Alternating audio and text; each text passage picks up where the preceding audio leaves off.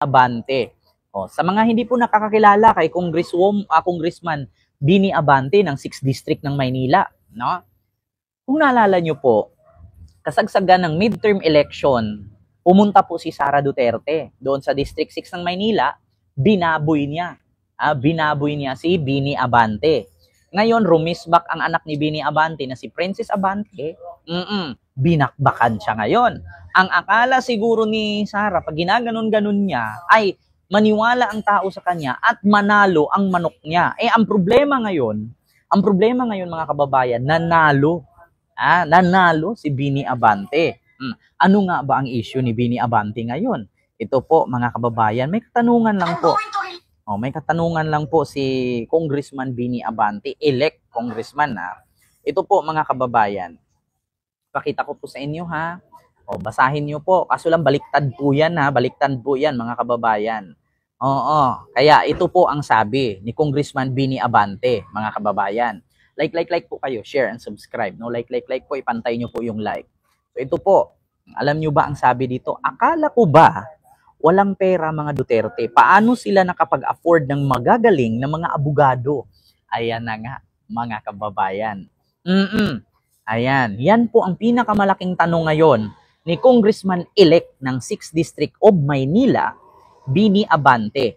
Paano daw nagkaroon or naka-afford ng mga magagaling na lawyer kung walang pera? Kasi kung naalala ninyo, ang sabi ni Mang Kanor noon, wala akong pera.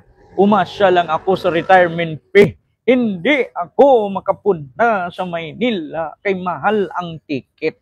Sabi niya, umasa lang daw siya sa retirement pay, wala daw siyang pera.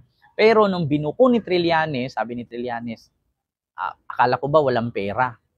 Pero bakit may mga bilyones, 2.4 billion bank joint account ni Lustay at ni Dunini, di ba? Bakit meron silang mga bank account na joint force na wala daw pera? Ngayon, kung walang pera, bakit ayaw pumirma ni Mang Kanor? Sabi niya, anong kapalit mo? Sampalin ko siya sa publiko. Sure, gumaganon siya. Kaya ngayon tinanong, may mga katanungan ngayon, itong si Congressman Bini Abante.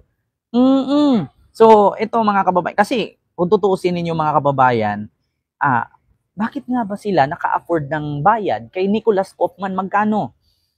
Magkano ang bayad kay Nicholas Kaufman? 20,000 euro per month. So 20,000 times mo yan sa piso, so mahigit 140 o 150 million a month. 20,000 euro. So ito po ang tanong ni Congressman Bini Abante, mga kababayan. 150 million a month. O to sabihin walang pera. Doon pa lang imposible makapagbayad ka kay Nicholas Kaufman na international lawyer ng 150 million a month. Wala kang pera. Di ba? 4 months na. 600 million, kalahating bilyon na ang nabayad nila kay Nicholas. Tapos walang pera. Bilyonaryo si Digong. Question ni Manila 6th District Representative Bienvenido Abante Jr. ang kakayahan ng pamilyang Duterte na kumuha ng 16 na abogado para kay Vice President Sara Duterte sa kabila ng kanilang depensa na mahirap lamang umano sila. Mahirap lamang umano sila. Pero question ngayon ni Bini Abante, mahirap. Pero bakit nakapag-afford ng 16 na lawyer? Kung mahirap lang. Biruin mo, 16 sa isang lawyer pa lang. Magkano ang ngayon, acceptance fee? 100K. Sa acceptance fee ngayon, lalo pag yung lawyer mo hindi kilala masyado, acceptance fee pa lang 100K na. Yung mga lawyer na kinuha niya, mga batikan yan. Malalaking lawyer yan. Baka nga kalahating milyon yan, acceptance fee niyan. 'Di ba? Ngayon, sunod, akala ko ba walang pera mga Duterte? Di ko alam paano sila nakapag-afford ng mga magagaling na abogado. 16 pa yan, no? 16 pa, saad ni Abante. Matandaan na ibinahagi ng Senate Impeachment Court noong Hulyo 16 ang pangalan ng 16 na abogado mula sa law firm na Fortune Narbasa and Salazar na tatayong defense team ni BP Sara sa impeachment trial. 'Di ba? Ayan no, mga kababayan. Ayan po ang tanong ni Bini Abante. 'Di ba? Oh, biruin mo, walang pera. Mahirap lang. Pero saan sila galing ng pera or bakit sila naka-afford ng 16?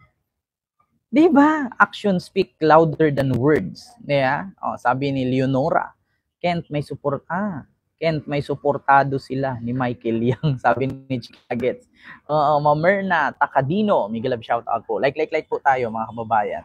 Biruin ninyo ha, si Bini Abante mismo, question niya ito. Bakit? Kasi kung tutuusin na, narinig naman po natin yan, mga kababayan. Di kampanilya ang tawag sa magagaling na lawyers, Ken. Sabi ni Ma'am Ayene Lewis. Ma'am Ayin Lewis. Totoo po yan, ma'am, di kampanilya. Kaya nga, di ba? Sa totoo lang, grabe. So, kung ganun, walang pera, 1.3 million pesos po siya, Kuya Ken, 20k euros times sa 66. Hindi ko alam kung 20,000 euro ba or hindi ko alam basta yun yung bayad no sa abogado ni Digong. Basta ang pagkakaalam ko sa balita is 140 to 150 million a month kay Nicolas yan. Legal luminaries, sabi ni Sir Elijah. Di kampana pag sobrang galing ng attorney.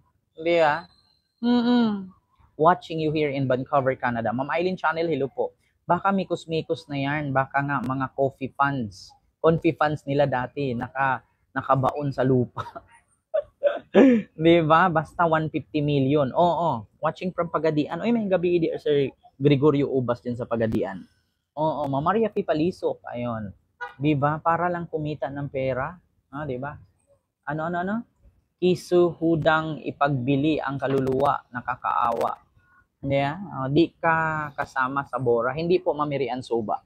Ayun, sabi ni Sir George, ang nag-iisang di kampanilya na lawyer ng mga Marcos, lahat case nanalo.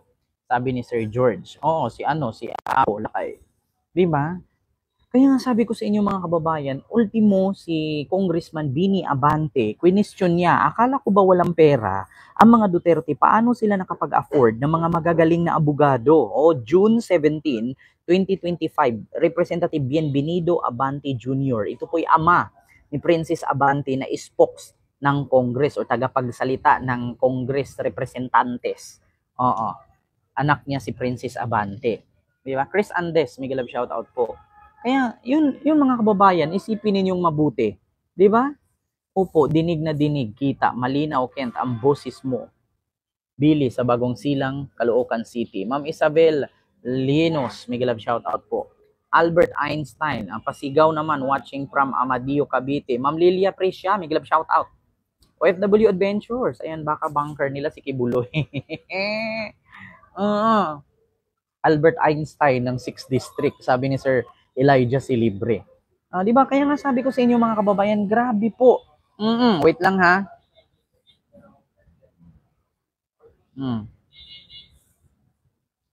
So, yun, mga kababayan, yung pangalawa nating katanungan kung saan galing ng mga Duterts, mga Dunini, itong kanilang milyon yung pera. Kung wala silang pera, bakit nakapag-afford sila ng 16 na lawyer? Yun ang question ngayon ni Congressman Bini Abante ng 6th District.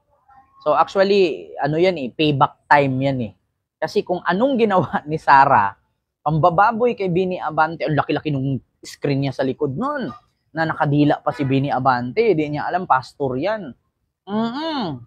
Di ba? Kaya yun po yun mga kababayan. Ito na. Ito na yung sunod, mga kababayan. Ano nga ba itong sunod?